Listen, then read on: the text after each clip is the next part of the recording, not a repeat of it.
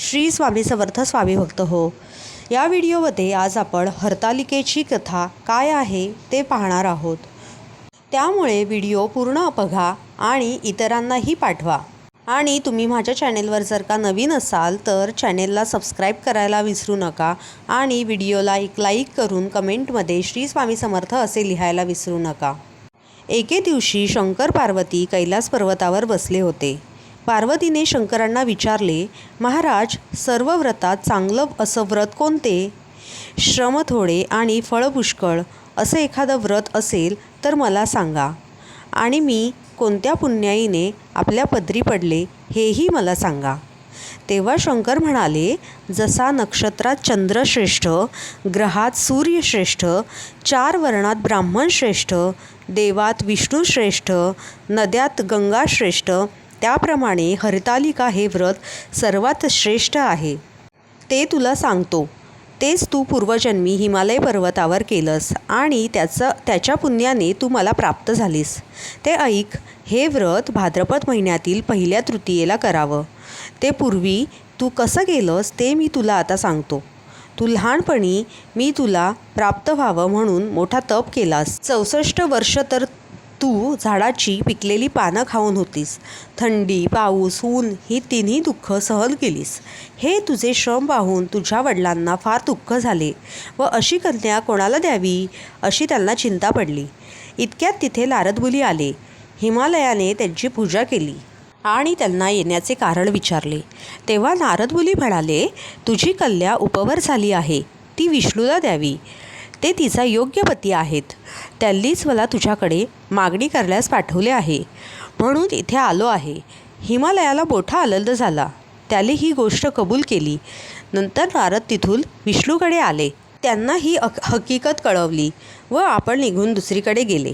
नारद गेल्यावर तुझ्या पित्याने ही गोष्ट तुला सांगितली. ती गोष्ट तुला रुचली नाही. तू रागावलीस. असं पाहून तुझ्या सखीनं रागावण्याचं कारण विचारलं. तेव्हा तू सांगितलंस, महादेवा वाचून मला दुसरा पती करणे नाही असा माझा निश्चय आहे. असं सांगून माझ्या पित्याने मला विष्णूला दिल्याचं कबूल केलं आहे. ह्याला काय उपाय करावा? मग तुला तुझ्या सखीले एका घोर अरण्यात नेलं.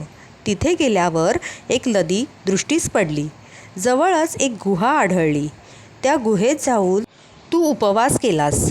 तिथे माझं लिंग पार्वतीस्थळ स्थापिलस. त्याची पूजा केलीस. तो दिवस भाद्रपद शुद्ध तृतीयेचा होता.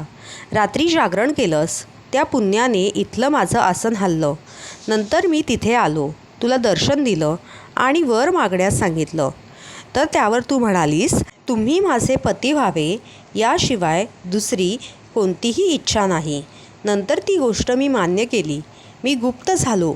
पुढे दुसऱ्या दिवशी ती व्रतपूजा विसर्जन केलीस. मैत्रिणीसह त्याचं पारण केलंस. इतक्यात तुझे वडील तिथे आले. त्यांनी तुला इकडे पळून येण्याचं कारण विचारलं. मग तू हकीकत सांगितलीस. पुढे त्यांनी तुला मलाच देण्याचं वचन दिलं. तुला घेऊन घरी गेले. मग काही दिवसांनी चांगला मुहूर्त पाहून मला अर्पण केले. अशी या व्रताने तुझी इच्छा पूर्ण झाली. यालाच हरतालिका व्रत असे म्हणतात. याचा विधी असा आहे.